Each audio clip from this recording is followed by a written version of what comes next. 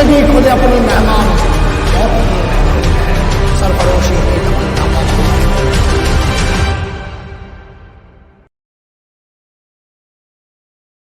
Hello, everybody.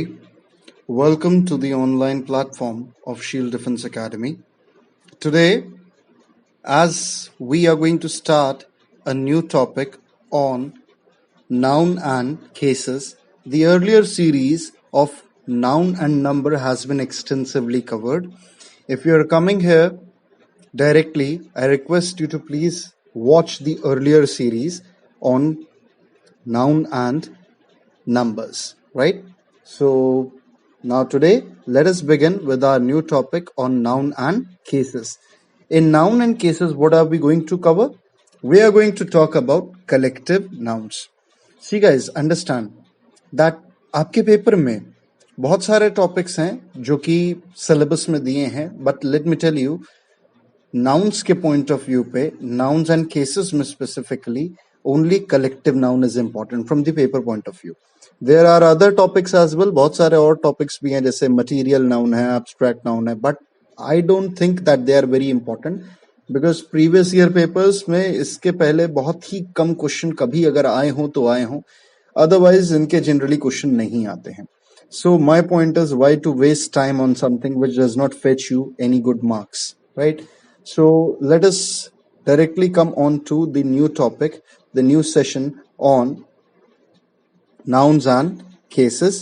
And in this session, we would be covering everything in detail about noun and cases. So as you all know, and as you can see on the screen, noun and cases में हम लोग बात करेंगे collective nouns के ऊपर, right? Collective nouns ही सबसे ज्यादा important section है नाउन एंड केसेस के बारे में. सो इनके ऊपर हम लोग बात करते हैं थोड़ी. What is a collective noun? Collective noun Hindi में हम क्या बोलते हैं इसको? समूहवाचक संज्ञा. What is collective noun? समूहवाचक संज्ञा क्या होती है?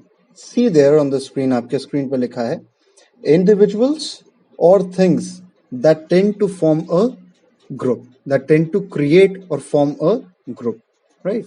सो इसका मतलब क्या है? कई सारे लोग या कई सारी चीजें जब मिल करके एक दल या एक समूह बनाती हैं.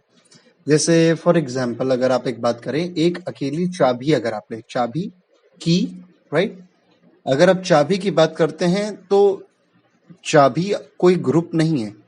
चाबी यानी की अपने आप में कॉमन नाउन है, राइट? कई सारी चाबियां ले लीजिए, कीज बोलेंगे आप इनको प्लूरल में, ये भी कॉमन नाउन है. बट अगर आप इन सारी चाबियों को उठा करके एक गुच्छे में डाल देते हैं, एक की रिंग में डाल देते हैं, what that becomes is a bunch of keys. ना ये जो वर्ड बंच जुड़ गया है इसके साथ, that makes it a collective noun. ये इसे एक समूहवाचक संज्ञा बना देता है. ओके, सो प्लीज अंडरस्टैंड कि हमको करना क्या है, किस तरह से हमको करना है, अंडरस्टैंड करना है इसको. What we have to take care of is, what is a collective noun? Collective noun is anything that is in a form of group, जो कि एक साथ एक दल है, एक समूह के रूप में बना हुआ है. कई सारे लोग इकट्ठा होकर के एक ग्रुप में आ गए, कई सारी चीजों से मिलकर के भी ग्रुप बना है. जैसे फॉर एग्जांपल अगर आप नॉन लिविंग थिंग की भी बात करें, जैसे भी मैंने आपको चाबी का एग्जांपल दिया, वो भी एक कलेक्टिव नाउन है, right? So even collective noun जानवरों से भी बन सकता है, जैसे जानवरों का झुंड, जैसे pack of Wolves, right? Pack of Wolves जैसे ये होता है, ठीक है? Pride of Lions, pride of Lions मतलब जो शेरों का जो झुंड होता है उसे हम प्राइड बोलते हैं अंग्रेजी में, ठीक है? A pride of lions, a pack of wolves, a herd of sheep, a flight of birds, ये भी आपके समूहवाचक संज्ञा यानी कलेक्टिव नाउन्स होंगे. फाइन, तो आई होप आपको समझ में आ गया होगा. What is a collective noun? Something which creates or forms a group, that is called as a collective noun. Examples देख लीजिए, आपके सामने लिखे हैं. Jury. What is jury? Jury क्या होता है? जजेस के जो ग्रुप होते हैं उनको हम क्या बोलते हैं? ज्यूरी. जब कई सारे जजेस एक साथ ग्रुप में आ जाते हैं और वो किसी चीज को जज करते हैं तो उसे ज्यूरी बोलते हैं. आपने कई बार देखोगे टीवी पे जो शोज आते हैं, जैसे इंडियन आइडल हो गया, dance India dance and all that, उसमें क्या होता है, कई सारे लोग परफॉर्म करते हैं आकर के, कुछ लोग सामने बैठते हैं जजेस, उनके ग्रुप को क्या बोला जाता है? उनको कई बार आपने सुनोगे ज्यूरी भी बोलते हैं. What is a jury? Simply a group of judges is called as jury. Fine. Next one, team. जैसा आप देख सकते हैं. What is a team? Team मतलब दल. क्रिकेट टीम होती है, वॉलीबॉल टीम होती है, हॉकी टीम होती है, बहुत सारी टीम्स होती है, कोई भी टीम हो सकती है, राइट? तो उस टीम को, उस समूह को हम क्या बोलेंगे? कलेक्टिव नाउन को. वो आपका कलेक्टिव नाउन होगा और उसे हम क्या बोलते हैं? टीम बोलते हैं. Next one, crowd. क्राउड मतलब क्या होता है? भीड़. भीड़ किससे बनती है? लोगों से बनती है. जब कई सारे लोग एक साथ इकट्ठा होकर के आ जाते हैं, एक जगह पे इकट्ठा हो जाते हैं, एकत्रित हो जाते हैं, उसे हम क्या बोलते हैं? क्राउड बोलते हैं. इसके अलावा अगला देखिए, मैनेजमेंट. मैनेजमेंट क्या होता है? जब कई सारे मैनेजर्स एक कंपनी में, जब बड़ी कंपनी की अगर हम बात करें तो वहां पे कई सारे मैनेजर्स होते हैं.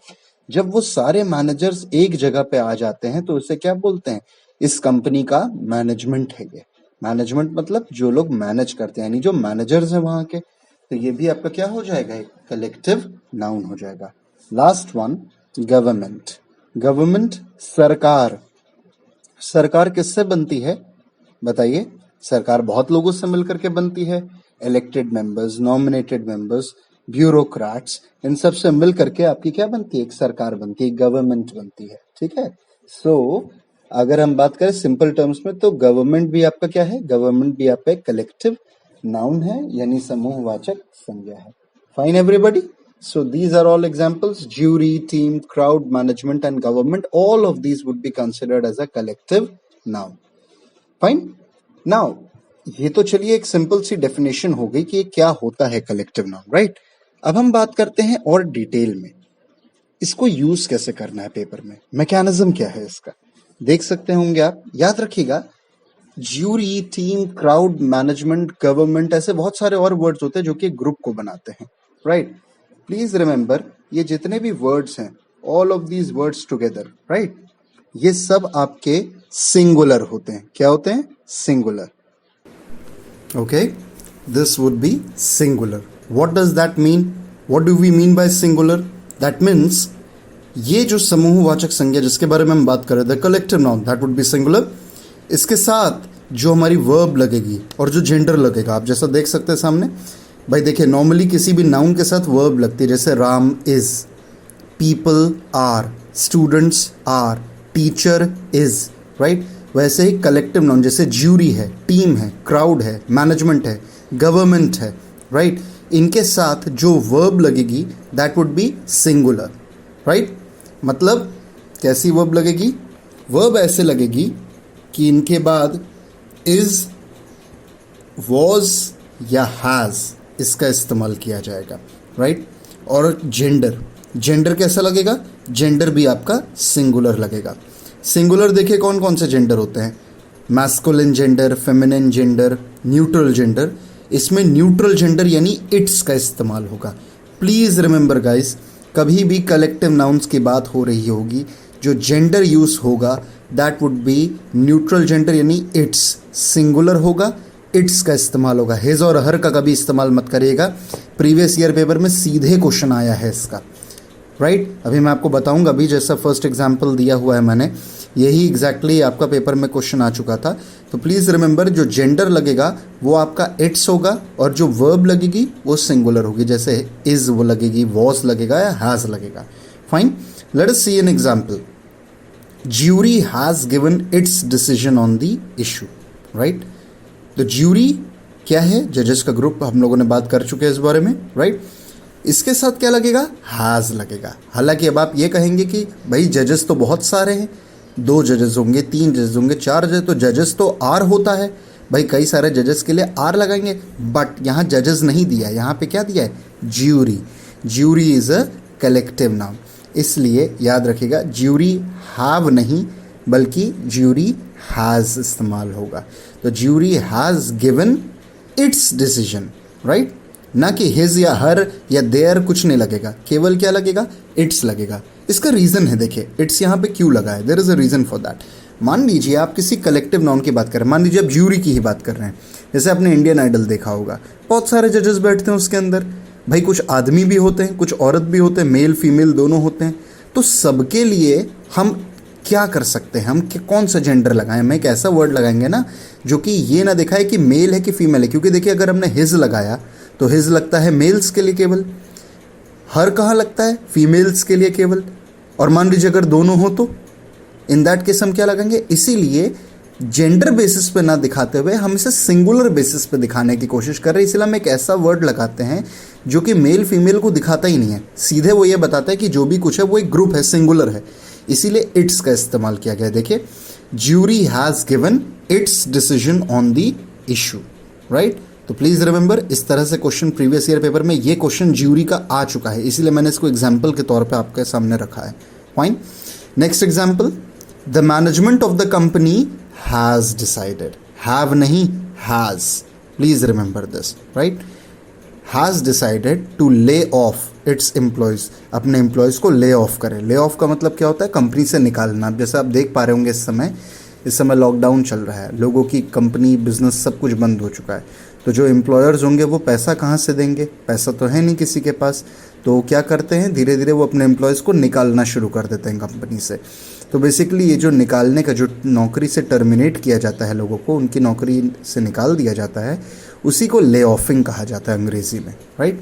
सो क्या दिया है sentence, the management of the company has decided to lay off its employees. तो यहाँ पे क्या लिखा है, मैनेजमेंट, मैनेजमेंट कलेक्टिव नाउन है, इसीलिए देखिए उसके लिए क्या लिखा है, हैज़ डिसाइडेड, हैव नहीं has, to lay off its employees. किसके एम्प्लॉयज़, मैनेजमेंट कंपनी के employees, right.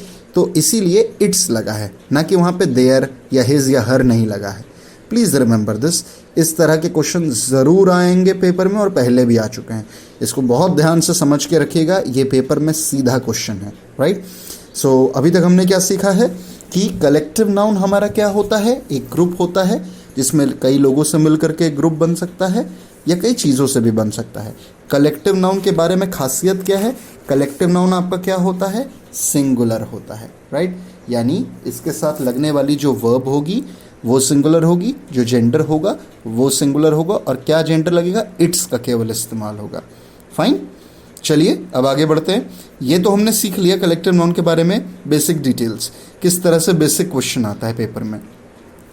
Now coming on to its exception, इसका एक अपवाद भी होता है। देखिए पेपर में ज़रूरी नहीं है कि आपको एकदम बेसिक रूल ही आपसे पूछे या सिंपल ही पूछे, वो आपको एक टफ क्वेश्चन भी दे सकते हैं, वो आपको इसका यूँ कह सकते हैं आपको ट्रिकी क्वेश्चन दे सकते हैं, जिसमें आपको लगा तो होगा कि आपको देख के क्वेश्चन लगेगा कि मैंने पढ़ा हुआ है, आई कैन डू इट, लेकिन वो उसका एक्सेप्शन होता है, अपवाद होता है, सीधा क्वेश्चन नहीं होता है।